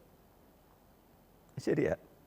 അപ്പം ദൈവം തന്ന ഒരു സമ്മാനത്തെ ഞാൻ മുറിപ്പെടുത്തിയെങ്കിൽ ദൈവത്തിന് വേദനിച്ചിട്ടുണ്ട് അതിനകത്ത്. അതുകൊണ്ട് എന്നിട്ട് അച്ഛൻ പറഞ്ഞു കൊടുത്ത് എങ്ങനെയാണ്, നീ പേടിക്കൊന്നും വേണ്ട, നീ പോയി ഈശോയോട് മാപ്പ് പറ, ഈശോയെ എനിക്ക് തെറ്റിപ്പോയി, എന്നോട് പൊറുക്കണം, നീ വീട്ടിലോട്ട് പൊക്കോളാൻ പറഞ്ഞു. എന്നെ വിളിക്കണം വീട്ടിൽ ചെന്നിട്ടെന്ന് പറഞ്ഞു. അച്ഛൻ പറഞ്ഞ സംഭവം എങ്ങനെയാണ്. അപ്പോൾ ഇയാൾ അച്ഛനെ കാണാൻ വന്നു. 2-3 മണിക്കൂർ നേരം അച്ഛൻ്റെ അടുത്ത് തന്നെ പറഞ്ഞു. പിന്നെ പോയി ഒരു മണിക്കൂറോളം മിസ്സുറാൻ്റെ മുമ്പിൽ ഇരുന്ന് പ്രാർത്ഥിച്ചു. തിരിച്ചു ചെന്നപ്പോഴത്തേക്കും ഉണ്ടല്ലോ, ഒരാഴ്ചയായിട്ട് മിണ്ടാതിരുന്ന ഭാര്യ വീടിൻ്റെ പറ്റം നിൽക്കുക. നിങ്ങൾ എവിടെ പോയതാ, ഒന്ന് പറഞ്ഞു വെച്ച് പോകണ്ടേ? മനുഷ്യർ തീ തിന്ന് ചാൻ തുടങ്ങിയല്ലോ. തീർന്നു. നമ്മളിങ്ങനെ ഓരോ സംഭവങ്ങൾ ഇവരിലൂടെയൊക്കെ ദൈവം നമ്മുടെ സമൂഹത്തിൽ വർഷിച്ചിരിക്കുന്ന അനുഗ്രഹങ്ങൾ, പരിധിയില്ലാത്ത സ്നേഹം, ആർക്കും എപ്പോഴും കയറിച്ചല്ല, ആ ലാളിത്യം, അതൊക്കെ വശത്തിൽ ലോകം ആ കേസൊക്കെ വന്ന് അതും ഇതൊക്കെ കേട്ടതല്ലാതെ ലോകമൊന്നും ഡിവൈനെ കുറിച്ചൊന്നും ശരിക്കും കേട്ടിട്ടില്ല. ഈ പനക്കലച്ചനെ കുറിച്ച് കേട്ടില്ല. വല്ലൂരാച്ചൻ്റെ ഒക്കെ ജീവിതാനുഭവങ്ങൾ നമ്മൾ കേൾക്കണം. വല്ലൂരാച്ചൻ പറഞ്ഞൊരു സംഭവം ഞാൻ നിങ്ങളോട് പറയാം. അതായത് വല്ലൂരാച്ചൻ ഡയക്കണേറ്റ് മിനിസ്ട്രി ഡീക്കൻ പട്ടം കഴിഞ്ഞു. അപ്പം പട്ടത്തിന് അപേക്ഷ കൊടുക്കണം. ഈ അങ്ങനെ ഒരു ഫോർമാലിറ്റി ഉണ്ട് സെമിനാറിൽ. അത് റെക്ടറച്ചന് ഒരു അപേക്ഷ കൊടുക്കും. മെത്രാന് എനിക്ക് ദൈവവിളി ഉണ്ടെന്ന് എനിക്ക് ബോധ്യപ്പെട്ടിരിക്കുന്നതിൽ എന്നെ വൈദികനായി അഭിഷേകം ചെയ്യണമെന്ന് പറഞ്ഞ ഒരു റിക്വസ്റ്റ്, അങ്ങനെ ഒരു ഫോർമൽ റിക്വസ്റ്റ്, അത് സഭയുടെ. അപ്പോൾ ഇങ്ങനെ അച്ഛൻ പൂനായി പഠിക്കുക. അപ്പോൾ ഇങ്ങനെ ഒരു അപേക്ഷ കൊടുക്കേണ്ട സമയത്ത് അച്ഛൻ പറഞ്ഞൊരു സംഭവമാണേ. പൂനായി ഇങ്ങനെ കൊടുക്കേണ്ടത് പെട്ടെന്ന് ഡീക്കൻ വീട്ടിൽ പൊത്തുകുറാനിക്കുള്ള ഒരുക്കെല്ലാം നടത്തിക്കൊണ്ടിരിക്കുകയാണ്. നിങ്ങൾക്കറിയാം ഡീക്കൻ പട്ടം എന്ന് പറഞ്ഞാൽ പിന്നെ ഉറപ്പാണ് അത്. അപ്പോൾ അച്ഛനൊരു സംശയം, അച്ഛനെ ദൈവം വിളിച്ചിട്ടുണ്ടോ, ഇങ്ങനെ എഴുതണ്ടേ, എന്നെ ദൈവം വിളിച്ചെന്ന് എനിക്ക് ഉറപ്പായിരിക്കും. ഞാനങ്ങനെ കേട്ടിട്ടില്ലല്ലോ. അപ്പോൾ അച്ഛൻ്റെ സ്പിരിച്വൽ ഫാദറിൻ്റെ അടുത്ത് ചെന്നു. സ്പിരിച്വൽ ഫാദറിൻ്റെ അടുത്ത് ചെന്നപ്പം സ്പിരിച്വൽ ഫാദർ പറഞ്ഞു, പിന്നെ നീ കേട്ടിട്ടില്ലെങ്കിൽ ദൈവം വിളിച്ചെന്നും പറഞ്ഞ് എഴുതി കൊടുക്കരുത്. പക്ഷേ നീ കേട്ടിട്ടില്ലെങ്കിൽ എൻ്റെ അർത്ഥം നിന്നെ വിളിച്ചിട്ടില്ലെന്നല്ല, നീ കേൾക്കാൻ ഇരുന്ന് കൊടുത്തിട്ട് കാണിയാലായിരിക്കും എന്ന് പറഞ്ഞു. So you go to the blessed sacrament. വിശ്വാനോട് പോയി പഠിക്കാൻ പറഞ്ഞു. അങ്ങനെ വിശ്വാനോട് പോയി 3 ദിവസം ഇരുന്ന് അച്ഛൻ പറഞ്ഞു. ഒരു ദിവസം അച്ഛൻ കേട്ടു, നീ എനിക്ക് ബഹുമാന്യനും പ്രിയങ്കരനും, അങ്ങനെ പറഞ്ഞുകൊണ്ടുള്ള യേശയ്യയുടെ പ്രവചനം അച്ഛൻ കേട്ടു. അപ്പം ഓർക്കണം, ഓരോരുത്തരുടെ അവരൊക്കെ നമ്മളോട് വചനത്തെക്കുറിച്ച് സംസാരിക്കുമ്പം എന്തുമാത്രം അനുഭവം ജീവിതത്തിൽ നിന്നാണ് അവർ പറയുന്നത്. ഇത് ചുമ്മാ ഇങ്ങനെ നടക്കുന്നില്ല. അങ്ങനെയുള്ളവർക്കാണ് വചനം ഇങ്ങനെയുള്ള കുറേ അഭിഷിക്തരെ ദൈവം നമുക്ക് തന്നത്. ചുമ്മാ എല്ലാവരെക്കുറിച്ചും ഞാൻ പറഞ്ഞു പോകുന്നില്ല. ഇവരെല്ലാവരുടെയും ജീവിതത്തിലുള്ള അനുഭവങ്ങൾ, ആ അനുഭവങ്ങളാണ്. അതായത് ദൈവവചനത്തിന് ശക്തിയുണ്ട്. കർത്താവാണ് ലോകത്തിൻ്റെ ഏകരക്ഷകൻ. ഇത് അവർ ഹൃദയത്തിൽ നിന്ന് പറയുന്നു. അതിൻ്റെ ഇവരാരും ഡിവൈൻ ഇപ്പോൾ ഒത്തിരി ഇപ്പോൾ എത്രയാ കോവിഡ് വരുന്നതിന് മുമ്പ് നമുക്കറിയാലോ 15-25 കൊല്ലം തുടർച്ചയായിട്ട് ധ്യാനങ്ങൾ നടന്നുകൊണ്ടിരുന്നൊരു കേന്ദ്രമാണ്. അവിടെ എത്ര കോടി ജനങ്ങൾ വന്നു അവിടെ നിന്ന് പോയി. എത്ര പേർക്ക് അവർ സംരക്ഷണം കൊടുക്കുന്നു. അവിടുത്തെ ശുശ്രൂഷകളിൽ എത്രയോ പേരുണ്ട്. നമ്മളിപ്പോൾ ഇത്ര ഒരു വലിയ ദൈവവചന അത്ഭുതമാണ് ഡിവൈൻ. ഇതൊന്ന് അത് തുടങ്ങുന്ന കാലം ഞാൻ അതിനെക്കുറിച്ച് ഡിവൈൻ്റെ കഥ ഒരു പുസ്തകം എഴുതിയിട്ടുണ്ട്. അപ്പോൾ ആ പുസ്തകം തയ്യാറാക്കാൻ വേണ്ടി അതിൻ്റെ പഴയകാല അന്വേഷണമൊക്കെ നടക്കുമ്പോൾ വലിയ ബുദ്ധിമുട്ടായിരുന്നു. ആദ്യമായിട്ട് 30 ലക്ഷം രൂപ ബാങ്കിൽ നിന്ന് ഈ ആശുപത്രി മേടിക്കാൻ കടമെടുക്കാനായിട്ട് അന്ന് കമ്മട്ടിലച്ചൻ എന്ന് പറഞ്ഞാണ് അവരുടെ ജനറാൾ. അന്ന് എല്ലാം കൂടെ ഒന്നാണ്, ഒരു പ്രൊവിൻസേ ഉള്ളൂ, ജനറാളച്ചനാണ്. ജനറാളച്ചൻ തീരുമാനം എടുക്കുമ്പോഴത്തേക്കും ഭയങ്കര അതേ അല്ല പ്രൊവിൻസ് കഴിഞ്ഞിട്ടാണെന്ന് തോന്നുന്നത്. ഒരു വലിയ ഭാരിച്ച തീരുമാനമാണ്. സഭ നശിപ്പിക്കാനായിട്ടുള്ള അങ്ങനെ കരുതുന്നവരുണ്ടായിരുന്നു. ഇങ്ങനെയൊക്കെ ഇതാകുമെന്നൊന്നും കരുതിയല്ല. അതുപോലെ പലതും ഈ പിന്നെ നമ്മുടെ കമ്മട്ടിലച്ചനോട് പറഞ്ഞിട്ടുണ്ട്. കമ്മട്ടിലച്ചനെക്കുറിച്ച് ഞാനൊരു പുസ്തകം എഴുതിയിട്ടുണ്ട്. അപ്പോൾ കമ്മട്ടിലച്ചനോട് പറഞ്ഞിട്ടുണ്ട്, അതായത് ഈ ഞാൻ പ്രൊഫഷണലായിരുന്നു, പനക്കലച്ചൻ ഒത്തിരി ഇങ്ങനെ ചെയ്തു കൊടുക്കുന്നു എന്നുള്ളത്. പനക്കലച്ചൻ ഞാൻ ചെയ്തു കൊടുക്കുമല്ല, ഞാൻ പനക്കലച്ചൻ പറഞ്ഞ് ചെയ്യുക അതോടുണ്ട്. അതായത് അച്ഛൻ ചെല്ലുമ്പോൾ അവിടെ ഒരു തൂണയിൽ 4 തുണിയും വലിച്ചു കെട്ടി ധ്യാനം നടത്തിക്കൊണ്ട് അത് ഇടിഞ്ഞു കൊണ്ട് വല്ലതും പറ്റിയാൽ വയ്ക്കല്ലേ കുഴപ്പം. അപ്പോൾ ഞാൻ എവിടെന്നേലും കടമെടുത്ത് കെട്ടാൻ പറയും. അപ്പോൾ പനക്കലച്ചൻ എന്നോട് ചോദിക്കുകയല്ല, ഞാൻ പനക്കലച്ചനെ കൂടി ചെയ്യിക്കുകയത്. അതെ, നമുക്കൊരു ദൈവത്തിൻ്റെ ഒരു പരിപാലനം. ഒരു പക്ഷേ കമ്മട്ടിലച്ചനെ പോലെ ഒരു സുപ്പീരിയറും പനക്കലച്ചനും നായക്കൻ പറമ്പിലച്ചനും പോലെയൊക്കെ ഉള്ള അഭിഷേകം കിട്ടിയൊന്നും ഇല്ലെങ്കിൽ ഡിവൈൻ ഉണ്ടാകുമെന്ന് എനിക്ക് തോന്നുന്നില്ല. വല്യൂരാനച്ചനൊക്കെ വല്യൂരാനച്ചൻ അവിടെ വന്നത് തന്നെ ഈ ശരിക്കും പറഞ്ഞാൽ കമ്മട്ടിലച്ചൻ്റെ ഒരു സ്പൈ എന്ന് പറഞ്ഞാൽ ഇവിടെ നടക്കുന്നതെല്ലാം ഒന്ന് സുപ്പീരിയേഴ്സിന് വാച്ച് ചെയ്യണമല്ലോ. ഈ പറയുന്ന സുതിപ്പ എങ്ങനെയൊക്കെ പറഞ്ഞോണ്ടല്ലേ, അങ്ങനെ അവർ വാച്ച് ചെയ്തുകൊണ്ടിരുന്നപ്പോൾ അങ്ങനെ വന്നാണ് ഇദ്ദേഹത്തിന് അദ്ദേഹം ഒരു നിങ്ങൾക്കറിയാം പൂനെയിലെ പേപ്പൽ അത്തനയിൽ നിന്ന് പിന്നെ വൈദികനായി PhD ഫിലോസഫി ഒക്കെ ഡോക്ടറേറ്റ് എടുത്ത ഒരാളാണ്. അദ്ദേഹം കൂടുതലും തത്വചിന്ത ഇങ്ങനെയൊക്കെ അനുഭവം ഉണ്ടെങ്കിലും അങ്ങനെ താത്വികമായിട്ട് ചിന്തിച്ചാൽ ഇവിടെ വന്ന് അത്ഭുതങ്ങൾ കണ്ടാണ് അദ്ദേഹത്തിന് രൂപാന്തരപ്പെടുത്തിയത്. അപ്പോൾ ദൈവം അവിടെ വന്നവരൊക്കെ അത്ഭുതങ്ങൾ കാണിച്ച് വചനത്തിൻ്റെ ശക്തി കാണിച്ച് രൂപാന്തരപ്പെടുത്തിയത്. നമുക്ക് ദൈവത്തോട് നന്ദി പറയുക. തീർച്ചയായും സാർ, ഡിവൈൻ ധ്യാനേന്ദ്രത്തെക്കുറിച്ച് ഇനിയും ഒത്തിരിയേറെ കാര്യങ്ങൾ അങ്ങേക്ക് പങ്കുവയ്ക്കാനുണ്ട്. അങ്ങൊരു മാധ്യമ പ്രവർത്തകൻ കൂടിയാണ്. അതുകൊണ്ട് തന്നെ സമകാലിക രാഷ്ട്രീയ വിഷയങ്ങളെക്കുറിച്ച് ചില കാര്യങ്ങൾ സഭയ്ക്ക് രാഷ്ട്രീയത്തിൽ, പ്രത്യേകിച്ച് കേരള രാഷ്ട്രീയത്തിൽ ഒരു സ്വാധീനം കുറഞ്ഞു വരുന്നതായി അങ്ങേക്ക് തോന്നുന്നുണ്ടോ? അങ്ങ് വളരെ കാലങ്ങളായി കേരള രാഷ്ട്രീയത്തെ നിരീക്ഷിക്കുന്ന ഒരു വ്യക്തി കൂടിയാണ്. ഞാനിത് ചോദിക്കാനിടയായ ഒരു സാഹചര്യം, ക്രൈസ്തവ സമുദായത്തിലെ വലിയൊരു വിഭാഗത്തിന് തങ്ങളുടെ ആശങ്കകൾ കേരളത്തിലെ ഇരു മുന്നണികളും വേണ്ടത്ര രീതിയിൽ പരിഗണിക്കുന്നില്ല എന്നൊരു ചിന്തയുണ്ട്. അതിൻ്റെ ഒരു അടിസ്ഥാനത്തിലാണ് ഞാൻ താങ്കളോട് ഈ ഒരു ചോദ്യം ചോദിക്കുന്നത്. കേരള സമൂഹത്തിൽ ഈ ക്രൈസ്തവരുടെ ഒരു സംഖ്യ കുറഞ്ഞു പോകുന്നു എന്നുള്ളൊരു വലിയ പ്രശ്നമുണ്ട്. ക്രൈസ്തവരുടെ സംഖ്യ കുറഞ്ഞു പോകുന്നു. അപ്പം ഒന്നാമത് ജനന നിരക്ക് നമ്മുടെ ഇടയിൽ വളരെ കുറഞ്ഞു. രണ്ടാമത് ഒരുമാതിരി പഠിച്ച് വിദ്യാഭ്യാസം കിട്ടുന്നവരൊന്നും ഇവിടെ നിൽക്കാതെ വിദേശത്തേക്ക് പോകുന്നു.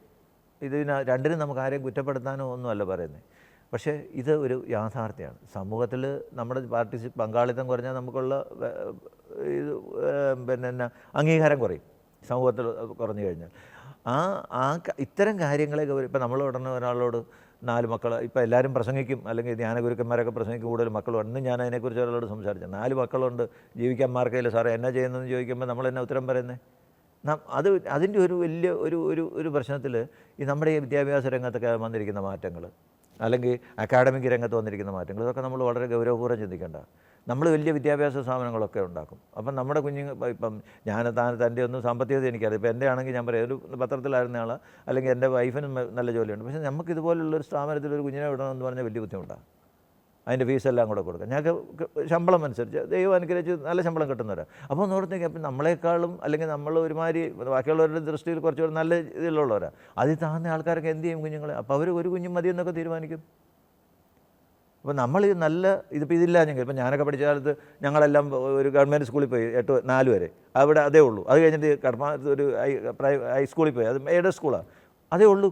നേരം മറിച്ച് നമ്മുടെ അടുത്തുള്ള 3 പിള്ളേർ റെക്കഗ്നൈസ് സ്കൂളിൽ പോകുമ്പോൾ നമ്മുടെ പിള്ളേരോട് ഇങ്ങോട്ട് പോകാൻ പറയുമ്പോൾ അവർക്കൊരു വിഷമാവും. അപ്പോൾ നമ്മളിതിനെക്കുറിച്ച് ഗൗരവമായിട്ട് ചിന്തിക്കണം. നമ്മളിങ്ങനെ നല്ല ഉപദേശങ്ങളൊക്കെ കൊടുക്കാനായി ഇത് വളർത്തിയെടുക്കാനല്ലാതെ ഇവരെ ഇങ്ങനെ കഷ്ടപ്പെടുത്താൻ വേണ്ടി നമുക്ക് പറ്റുമോ? നമ്മുടെ പിള്ളേരോട് പിന്നെ വിദേശത്ത് പോരെന്ന് പറയാൻ പറ്റുമോ? ജോലി കിട്ടുന്ന അവരോട് പോരെന്ന് പറയാൻ പറ്റുമോ? അപ്പോൾ നമ്മൾ ഏറ്റവും കൂടുതൽ ഇതിന് വേണ്ടത് ഈ ജനസംഖ്യയിൽ നമ്മളിങ്ങനെ പിന്നോട്ടടിക്കുന്നതിൽ വന്നിരിക്കുന്ന ഇപ്പോൾ ഞാൻ തോന്നിയ ഒരു ചിന്ത മാത്രമേ പങ്കുവെച്ചു. അതുപോലെ ഒത്തിരി പ്രശ്നങ്ങളുണ്ട്. ഈ ഒരൊറ്റ കാരണം കൊണ്ട് തന്നെ ഇരുമുന്നണിക്ക് ഇപ്പം നമ്മളോട് വലിയ താല്പര്യമില്ലാതെ വരും. ഇപ്പോൾ ഒരു പ്രശ്നം ഞാൻ പറഞ്ഞു. ഇപ്പം കേരള കോൺഗ്രസ് മാണിയും വലതു മുന്നണിയിൽ നിന്ന് ഇടതു മുന്നണിയിലേക്ക് പോയി. വലതു മുന്നണിയിൽ നിന്ന് ഇടതു മുന്നണിയിലേക്ക് പോയതോടെ ഇപ്പോൾ കേരള കോൺഗ്രസ്സുകാർ അവിടുത്തെ മുഴുവൻ ക്രിസ്ത്യാനികളോ പോയെന്നൊന്നുമല്ല. എന്തൊക്കെ പറഞ്ഞാലും മാണിക്കും മാണിയുടെ പാർട്ടിയുടെ ആ പ്രവർത്തകരായിട്ടുള്ളവർ അവരോട് നിൽക്കും.